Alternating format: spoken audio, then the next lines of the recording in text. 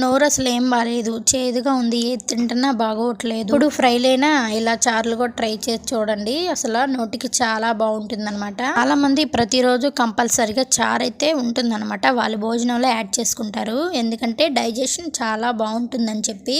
మా ఫ్రెండ్ వాళ్ళది ఒకరిది శ్రీకాకుళం అనమాట. ఎప్పుడు వచ్చినా ఏం కూరండి అని అడిగితే మా చారు అంటారు. ఏంటి ఎప్పుడు చారు అని అంటావు అని అంటే, మా ఇంట్లో కంపల్సరిగా చారు ఉండాలండి అని చెప్పి అంటుందన్నమాట. టమాటా చారు ఎలా చేశానో చూద్దాం ఒకసారి. ముందుగా ఒక గిన్నె తీసుకొని అందులో కొద్దిగా ఆయిల్ వేసుకోవాలి, కొంచెం పోపు దినుసులు, ఉల్లిపాయ, పచ్చిమిరపకాయ, కొద్దిగా కరివేపాకు వేసుకొని మంచిగా ఫ్రై అవనివ్వాలి. అవి బాగా ఫ్రై అయిన తర్వాత టమాటా ముక్కలు చాలా చిన్నగా కట్ చేసుకోవాలి.